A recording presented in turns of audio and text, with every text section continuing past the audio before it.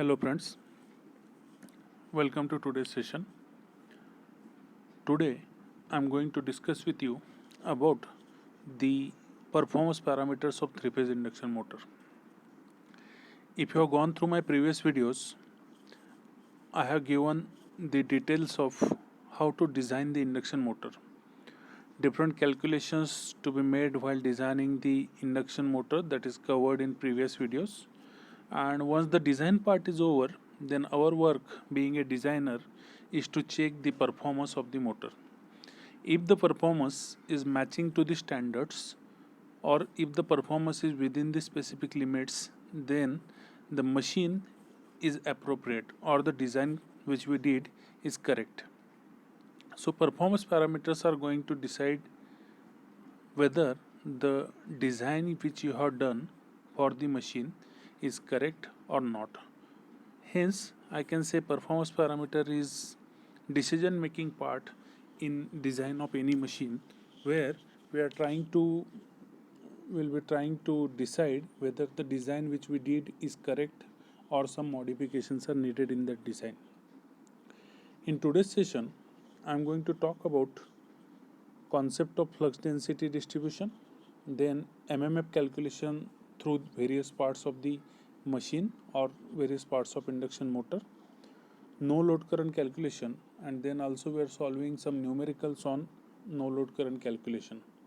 So very quickly start with the first part, that is concept of flux density distribution.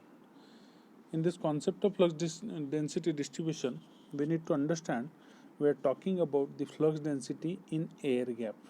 I am talking about the flux density in air gap. So air gap flux density, when we are considering, that may vary due to some harmonics those are present, that may not be constant everywhere.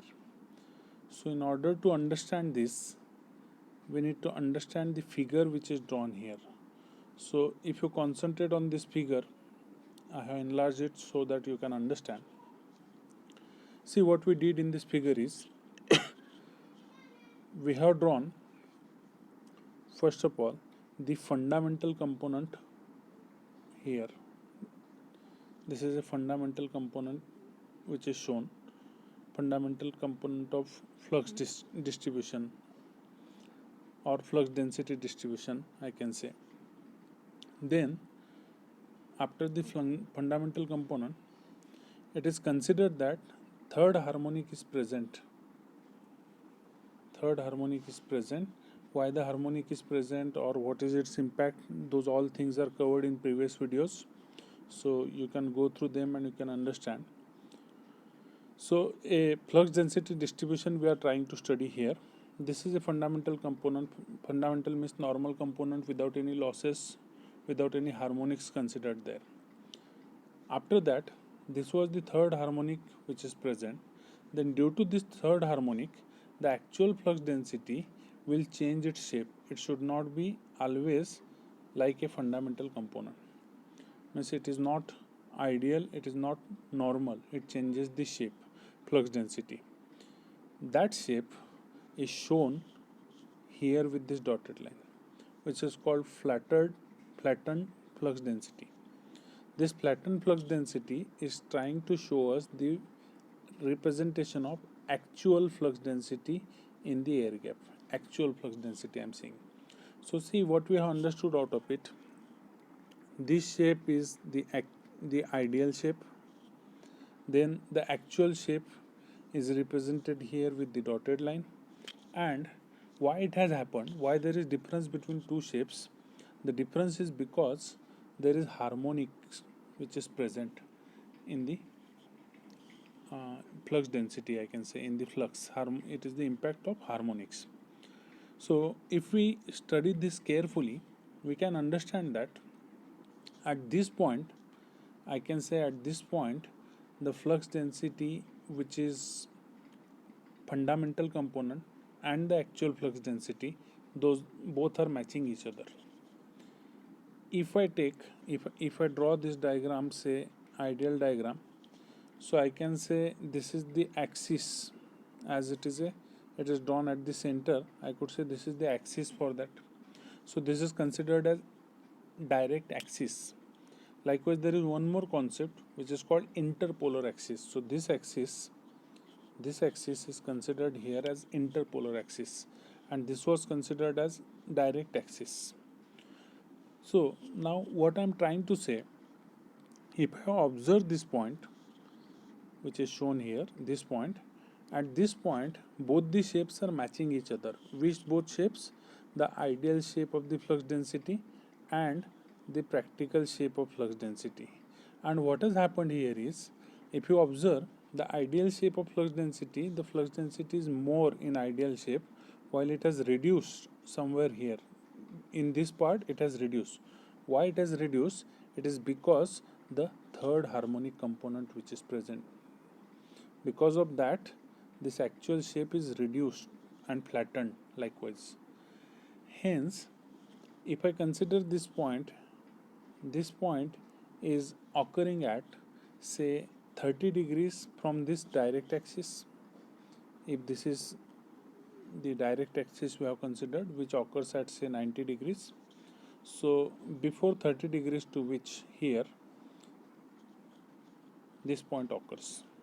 And if we measure the total distance on say x-axis, I could say this complete distance is 180, out of which this line, direct axis line, is showing me 90 degrees. Then this line is occurring at 30 degrees from direct axis and 60 degrees from this side, from interpole axis.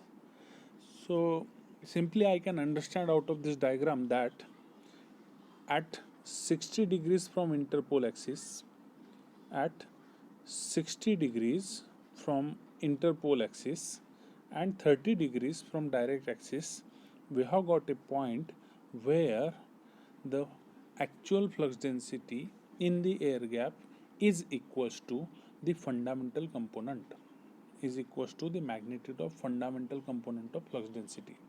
It means it doesn't matter at this point, it doesn't matter whether the harmonic is present or not, still you will get the flux density which is same as that of the ideal case or as that of the fundamental component.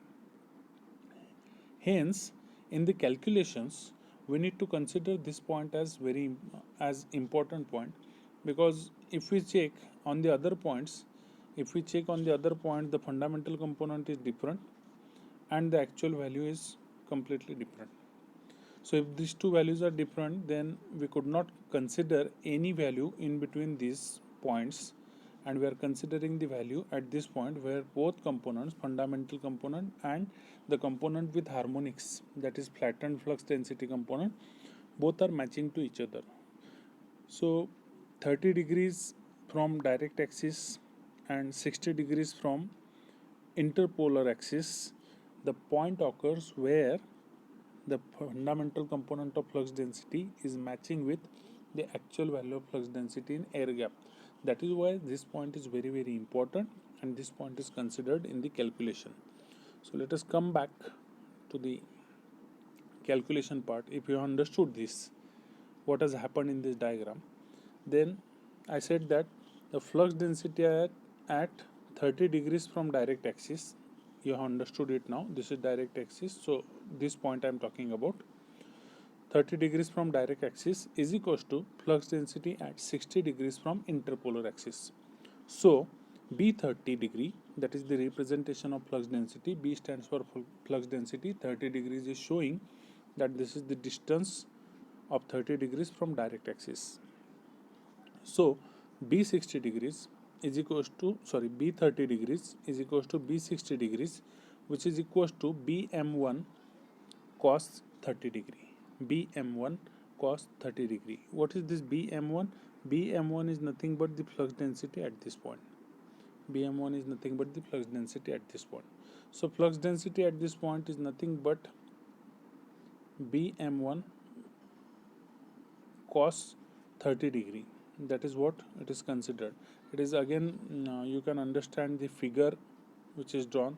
30 degrees distance we have considered, so 30 degree component magnitude into cos of 30 degrees. That is how we have written the value.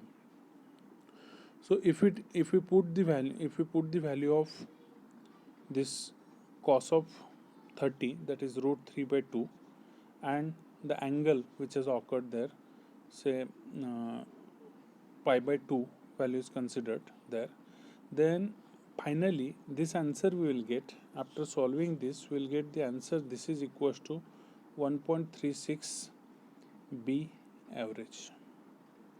1.36 B average. So this 1.36 B average is nothing but the value of flux density at the point which is lying at 30 degrees from direct axis. 30 degrees from direct axis and 60 degrees from interpole axis. So practically, for practical purposes, this value is considered, that is B30 is equals to 1.36 B average. So instead of taking flux density directly B average, it should be taken 1.36 B average in practical calculation. That's what is understanding out of it. So if you have understood this part, then the further part is dealing with the MMF calculation in the different parts of induction motor. So MMF calculation in different parts, when I am saying, I am considering air gap, MMF calculation in the air gap, then MMF calculation for stator teeth, stator core, rotor teeth, rotor core. All these MMFs we are going to calculate, and finally we are going to add them in order to get total MMF. Generally we know MMF whose unit is ampere turns. So ampere turns is nothing but the MMF, and we are going to calculate it for each part. So first of all, we will be starting with MMF calculation in the air gap. So MMF calculation or MMF in air gap, which is represented with ATG, ampere turns, G stands for air gap, is given by, to calculate this, the relation we need to understand first of all, H, which is called magnetic field intensity or magnetic field strength, is also given by 1 upon mu 0 H.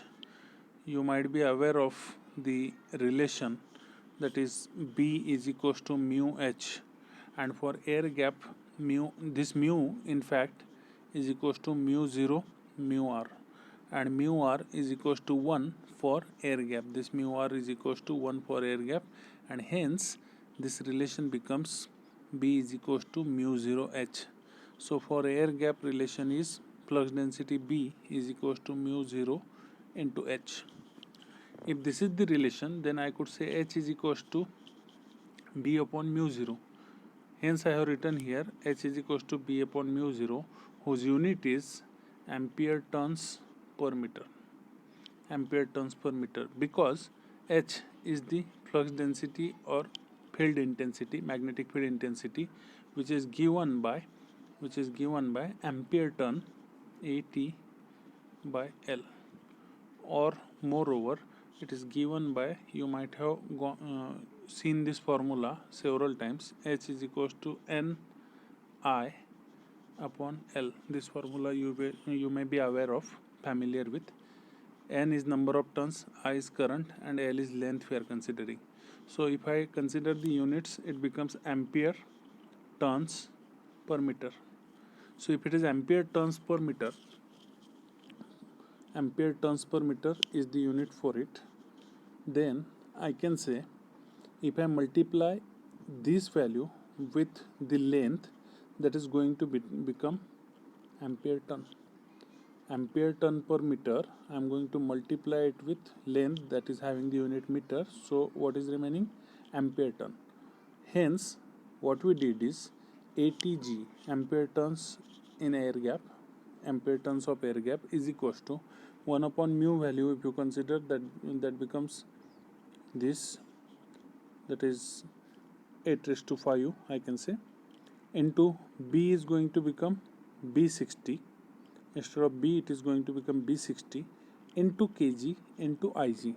Now into Lg, sorry, not Ig, into kg into Ig. where this kg is called gap contraction factor and Lg is considered as length of air gap. So with this formula we will be calculating the ampere turns required for air gap or MMF of air gap. Further, we need to understand here this contraction factor of air gap is the combination of stator contraction factor and rotor contraction factor, and the length of air gap which is considered here in this calculation is nothing but the effective length of air gap. For that, this diagram I have drawn. See, if you consider this as a rotor, so rotor has the slots, we know it has the slots. Stator also has the slots. So in between stator and rotor slots there is air gap which is represented here.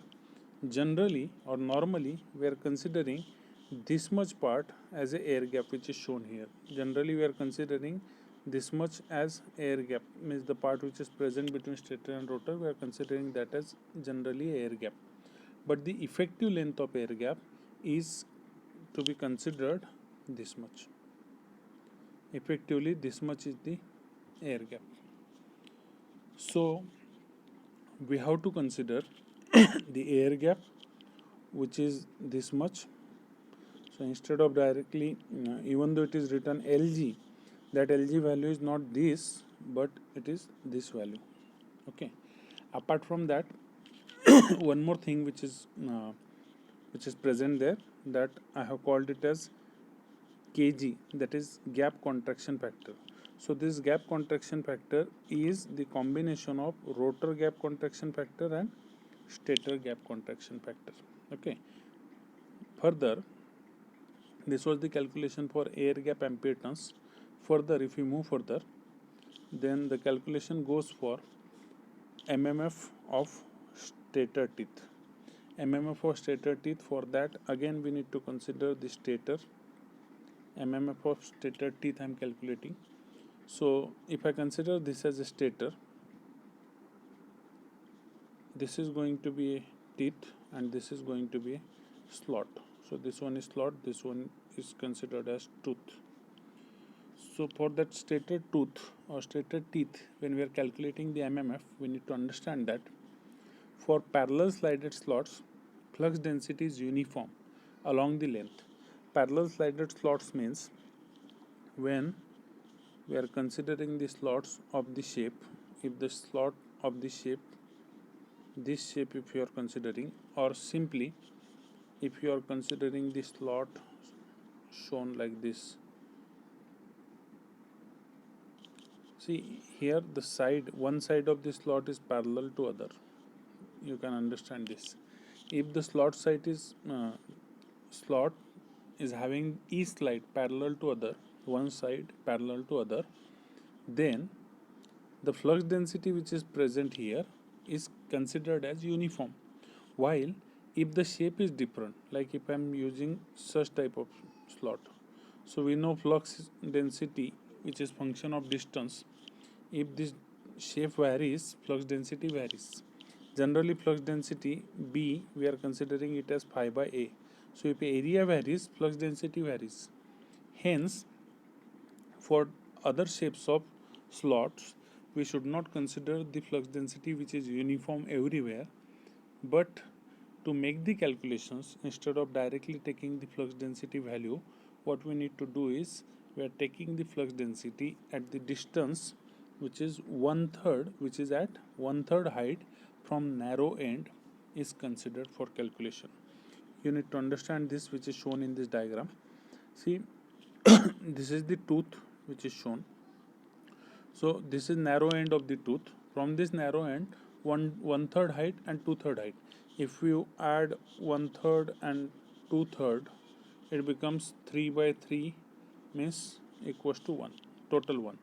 So this part, this total height of this tooth is divided into two parts. One is 1/3, other is 2/3.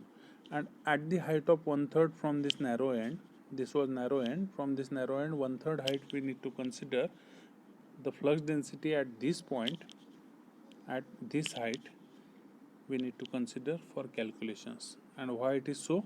We have understood that flux density is not uniform. So instead of considering the flux density at any other point, this point has to be considered. Hence, flux density at that 1/3 height from narrow end, which is given by phi upon SS by P into Li into W TS 1/3.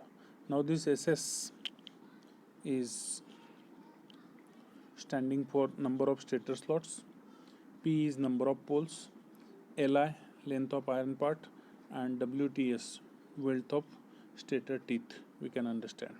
Okay, so this is the formula for calculation of flux density.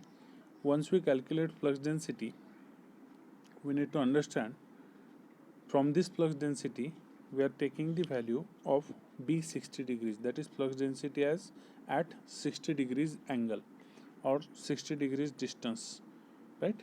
So that is given by flux density at 60 degrees is given by 1.36 into flux density at 1/3 of this height, right? So whatever we are calculating here, that value we are going to put in this formula in order to get B 60 degrees, that is flux density at 60 degrees. Hence MMF, till now we have not calculated MMF. But how MMF is going to be calculated? MMF is going to calculate it such as total MMF AT, ampere turns for stator TS, is equals to ATS, small ATS into DSS. What is this small ATS? It is MMF per meter. ATS shown here, small ATS is MMF per meter multiplied by depth of stator slot. Depth of stator slot we have considered, that is whose unit is in meter. So meters multiplied by ampere turn, that is ampere turn per meter is the total unit for that. We said ATS is having the unit ampere turns per meter. If you remember, this is nothing but the unit of H, right? Ampere turns per meter. If it is H, which is again relating with B, that is flux density, B is equals to mu 0 H. This is known to all of us, mu 0 H, correct? So if we know the value of ampere turns per meter, then we could calculate from it ampere turns very easily, multiplying this ampere turn per meters with meters, and that's what is done here. Ampere turns per meter, for calculation of ampere turns per meter we need this value, flux density, because we know H has the relation with B, that is H is equals to B upon mu 0, right? And once we got H, which has unit ampere turns per meter, multiply it with the meters, that is depth here, and you will get ampere turns. I hope you understood this. This is MMF calculation of stator teeth. On the same line, we will be calculating the MMF for rotor teeth. So for that I have drawn a rotor here. Again the rotor teeth which is shown, say this is a rotor teeth which is of the nature like this. This is slot, and this is teeth. So if this is a teeth, rotor teeth, then for this rotor teeth again directly we will not considering the flux density, but it is considered at 1/3 of the height from narrow side, right? So if this is the teeth, 1/3 height from this point is considered, and at this point the flux density is considered. So which is given by flux density for rotor teeth TR 1/3. You might have understood this. Just a minute. BTR 1/3. B stands for understanding. B stands for flux density. TR stands for rotor teeth. TR stands for rotor teeth, and after that 1/3 is representing that it is taken at the height 1/3 from the narrow end. So which is given by, simply the formula is same, phi m upon, if you look at the earlier formula, the formula which we have used for calculation of MMF of stator teeth, that is flux density of stator teeth, that is phi m upon ss by p li wts 1/3, and here the same formula is used. Phi m upon, instead of ss it has become sr, instead of number of stator slots it is now number of rotor slots, divided by p number of poles, li is length of iron, that is same, and wtr 1/3 is nothing but width of stator at 1/3 height from narrow end, width of stator at 1/3 height from narrow end. So if this is the narrow end and this is 1/3 height, this width, this much part is nothing but the value of wtr 1/3. So which is given by, which also has some formula to be calculated, and that can be understood from geometry of this figure. To understand that this distance is dr, you need to understand then 1/3 height, 2/3 height, and then by understanding that you will understand the formula. Further, B60 can be calculated as B60 degrees is equals to 1.36 BTR 1/3. Hence, as I said, same way we will be calculating ATR small. ATR small is representing what? Ampere turn per meter, and ampere turn per meter is nothing but H, that is flux intensity or field intensity, magnetic field intensity. So ampere turn per meter once we got, then we can calculate the value of B, which is given by B is equals to mu H or mu 0 H, moreover as we are talking about the air gap, or moreover as we are talking about the MMF, that could be B is equals to mu H.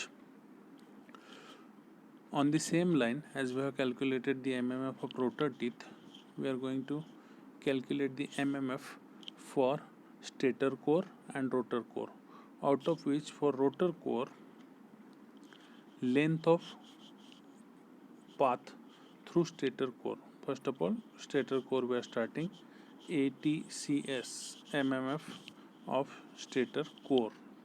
So that is, for that calculation, first of all we need to understand length of path through stator core is equals to pi in bracket d minus 2 dss minus dcr divided by 3p. This is LCS, length of path through stator core. So this is the formula for it, and once we have got this value, then we will be calculating the ampere turns here by multiplying ampere turns. CS is equals to ACS multiplied by LCS. What is this ACS is known. Now ACS is ampere turn per meter. So multiplying it with the length, we will be getting the value for ATCS, that is ampere turns of or MMF of stator core. So this is the diagram for stator which is drawn. Here we have to understand that D is the inner diameter. Here this much diameter is D, right? This is D. Then DSS is depth of stator slot and DCS is depth of stator core. So DSS depth of stator slot, DCS is depth of stator core. Okay, so twice the depth of stator slot plus once the depth of stator core, D minus 2 DSS plus DCS divided by 3p. This is the formula for calculation of length. Okay, then further MMF calculation for rotor core. So for rotor core also on the same line it is calculated. On the same line it is calculated as length L is equals to pi into dr minus 2 dsr plus dcr divided by 3p. So this is the formula for length path through stator core, and ampere turns here also is given by ampere turns per meter multiplied by length in meter. Once we have got all these MMF formulas, then the total MMF is calculated as the addition of all the MMFs, MMF in air gap plus MMF in we can say stator teeth plus MMF is in rotor teeth, then stator core and rotor core. All these MMFs are to be added finally. Then after adding all these things, why we have calculated this MMF? That may be the question in your mind, that what is the purpose of calculating the MMF? So that we will understand in the next part, which is nothing but calculation of no load current. The no load current is calculated with this formula, where the no load current is calculated with this generalized formula. I0 is no load current, which is equals to square root of Im square plus IL square. So out of which Im is a magnetizing current component. Magnetizing current per phase is calculated with the formula Im is equals to 0.427 P ampere turns 60. See, 80-60 term is used here. This 80-60 term we have calculated just now in previous derivation. If you go through it carefully, we have just calculated the value for 80-60 here. So 80-60 value which is calculated is useful for calculation of magnetizing current component Im. Once we calculate that magnetizing current component, then the loss component of the current, that is IL, is given by total no load loss. IL is equals to total no load loss upon 3 into voltage per phase, upon 3 into voltage per phase. So see, no load loss here is in terms of power. Loss is always in terms of power. Power is equals to what? 3 into Vi, voltage into current. As this is 3-phase machine, 3 has come here, V into I. So power loss is given by 3 into Vi, out of which I is the loss component of current, which is given by power, that is total no load loss, divided by 3 into V, voltage per phase. Hence, by using all these formulas, we can calculate finally the value, that is no load current. So MMF calculation is used here for calculation of no load current. Moreover, magnetizing component of no load current, that is magnetizing component of current per phase. So Im is calculated once you got 80-60, then IL is calculated from the formula, and then finally square root of Im square plus IL square is going to give us the value for I0. Further, a numerical is there, which is on the part which we have discussed recently. So what is given in this numerical is 75 kilowatt 3300 volt 3300 volts 50 hertz 8 pole 3-phase star connected induction motor has a magnetizing current which is 35% of full load current. See what is given. Magnetizing current is 35% of full load current. So say the full load current, say we are considering it as I, then magnetizing current Im is equals to 35%, means 0.35 of I. As it is full load, I can write here full load, and FL can be written here. So if you understood this, further what is given, see, calculate the value of stator turns per phase if MMF required for flux density at 30 degrees from pole axis is 500 ampere. Assuming winding factor 0.95 and full load efficiency and power factor 0.94 and 0.86. So many things are given in this formula. Solution in this problem. Solution of this problem starts with full load current is calculated as full load current is equals to 75 into 1000. What is this? Kilowatt. Kilowatt is converted into watts. So I can say current I is equals to power in watts P divided by root 3 into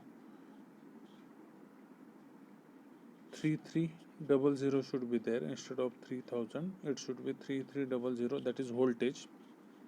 This is mistake here, so it should be 3300 into 0.94 is full load efficiency, 0.86 is power factor.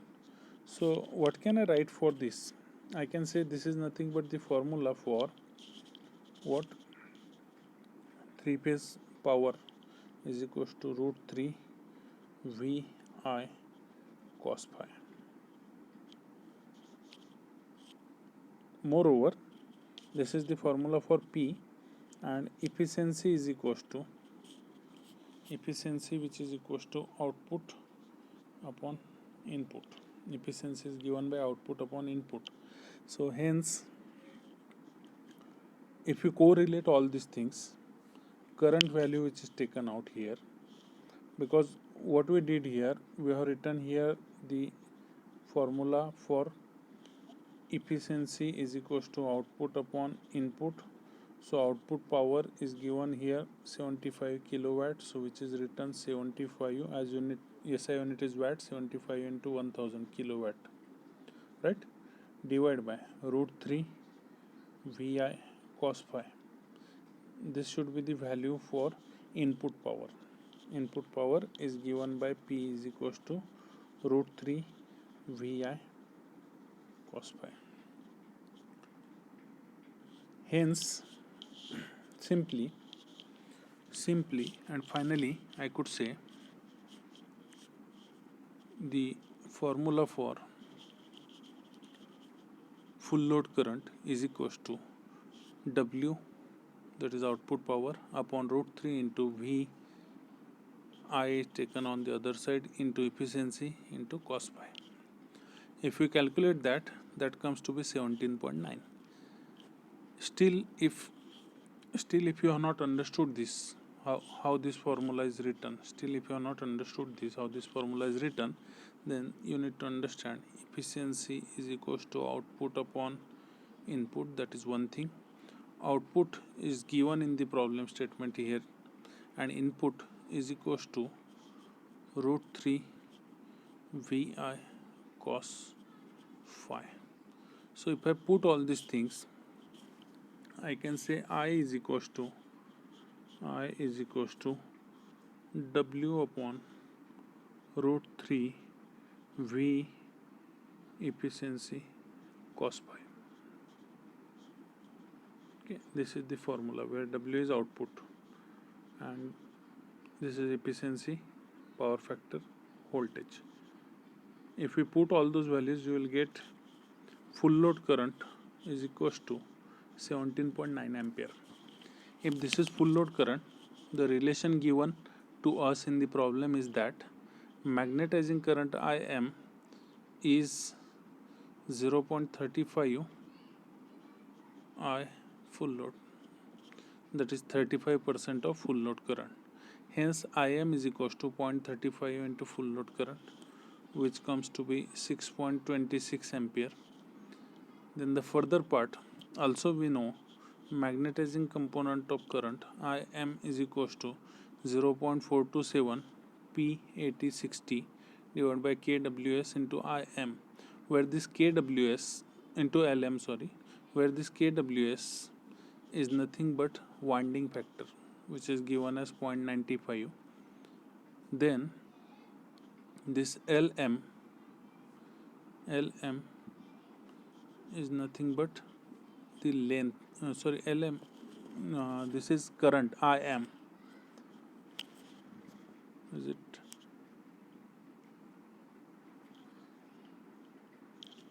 just a minute, I have made the mistake, I need to think of this formula. So it is number of turns here, TS. When TS is taken on other side, IM has came here. So this is IM which has came here. Okay.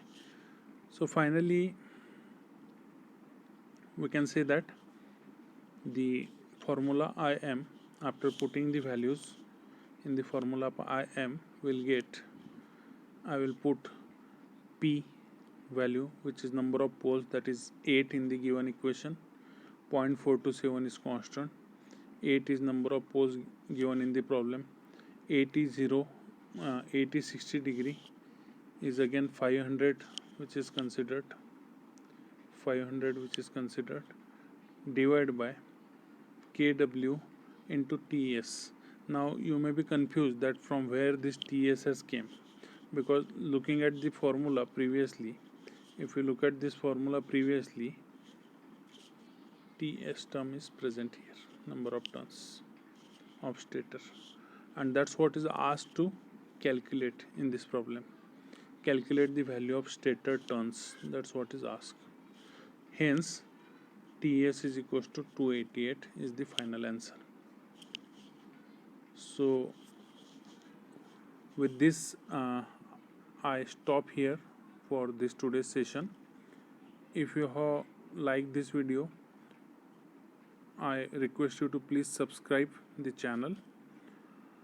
For further videos related to this topic, stay tuned to this channel. In this video, if you find any queries, if any part you might have not understood, I request you to please post it to me through your comments. I will be happy to improve upon. Thank you.